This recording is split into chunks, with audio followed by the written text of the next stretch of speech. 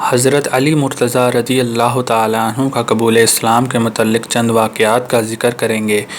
لیکن سننے والوں سے میری گزارش ہے کہ وہ ہمارا چینل سبسکرائب کر لیں اور بیل آئیکن کو پریس کر لیں تاکہ آنے والی تمام ویڈیوز کی نوٹیفیکیشن بآسانی حاصل ہو سکیں۔ حضرت علی مرتضیٰ رضی اللہ تعالیٰ عنہ کی عمر مبارک ابھی 10 برس تھی کہ حضور نبی کریم صلی اللہ علیہ وآلہ وسلم پر پہلی وحی نازل ہوئی۔ آپ رضی اللہ تعالیٰ عنہ اس وقت حضور نبی کریم صلی اللہ علیہ وآلہ وسلم کے زیر سایہ پرورش پا رہے تھے۔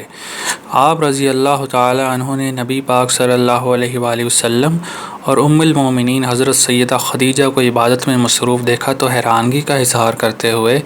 دریافت کیا کہ یہ کیا ہے؟ حضور نبی پاک صلی اللہ علیہ وآلہ وسلم نے فرمایا کہ ہم اللہ وحدہ لا شریک کی عبادت کرتے ہیں اور اللہ عز و جل نے مجھے نبی بنا کر مبعوث فرمایا ہے اور میں کفر و شرک کی مذمت کرنے اور توحید کی دعوت دینے کا حکم دیا ہے۔ آپ رضی اللہ تعالیٰ عنہ نے جب نبی پاک صلی اللہ علیہ وآلہ وسلم کی بات مبارک کو سنا تو حیرانگی کا اظہار کیا اور آپ صلی اللہ علیہ وآلہ وسلم نے حضرت علی کو قبول اسلام کی دعوت دی تو آپ رضی اللہ تعالیٰ عنہ نے عرض کیا کہ میں اس بارے میں اپنے والد سے مشورہ کرنا چاہتا ہوں اور مجھے فیصلہ کرنے میں مشکل پیش آ رہی ہے۔ تو نبی پاک صلی اللہ علیہ وآلہ وسلم نے فرمایا کہ علی تمہیں پورا حق حاصل ہے کہ تم اس بات پر غور و فکر کرو۔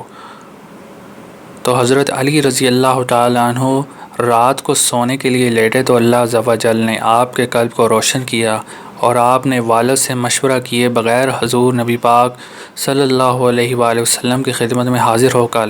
اسلام قبول کر لیا۔ روایات میں آتا ہے کہ مردوں میں سب سے پہلے حضرت ابوبکر صدیق رضی اللہ تعالیٰ عنہ، جبکہ عورتوں میں ام المومنین حضرت خدیجہ کبریٰ رضی اللہ تعالیٰ عنہ اور بچوں میں حضرت علی رضی اللہ تعالیٰ عنہ اور غلاموں میں حضرت زید بن حارثہ نے اسلام قبول کیا۔ حضور نبی پاک صلی اللہ علیہ وآلہ وسلم نے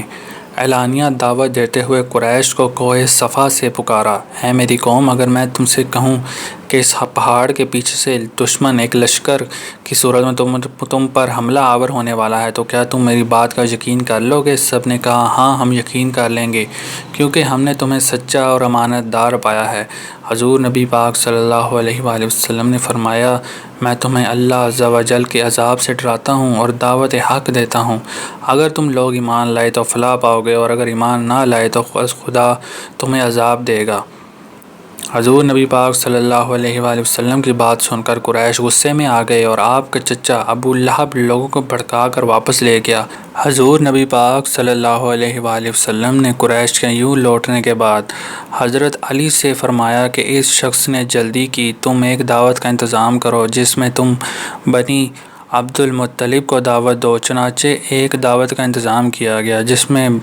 عبد المطلب کو دعوت دی گئی۔ اس دعوت میں جناب ابو مطلب کے تمام بیٹے حضرت سیدہ حمزہ اور حضرت سیدنا عباس، جناب ابو طالب اور ابو لہب وغیرہ نے شرکت کی۔ اس دعوت میں 40 کے قریب افراد شریک ہوئے۔ پہلے دن ابو لہب کی گفتگو کی وجہ سے حضور نبی کریم صلی اللہ علیہ وآلہ وسلم کو بات کرنے کا موقع نہ ملا۔ دوسرے دن حضور نبی کریم صلی اللہ علیہ وآلہ وسلم نے پھر ان کی دعوت کی اور کھانے کے بعد فرمایا، میں تمہارے سامنے دنیا اور آخرت کی بہترین نعمت پیش کرتا ہوں، تم میں سے کون میرا ساتھ دے گا اور میرا مددگار بنے گا؟ اس موقع پر حضرت علی نے آواز بلند کی اور کھڑے ہو گئے اور عرض کیا، میں چھوٹا ہوں، کمزور ہوں، مگر میں آپ کا ساتھ دوں گا اور آپ کا محافظ بنوں گا۔ حضور نبی پاک صلی اللہ علیہ وآلہ وسلم نے ہاتھ کے اشارے سے حضرت علی کو بٹھا دیا اور ایک مرتبہ پھر حاضرین سے مخاطب ہو کر کہا تو پھر حضرت علی رضی اللہ تعالیٰ عنہ کھڑے ہوئے۔ تیسری مرتبہ بھی ایسا ہوا اور نبی پاک صلی اللہ علیہ وسلم نے فرمایا، اے علی، تم میرے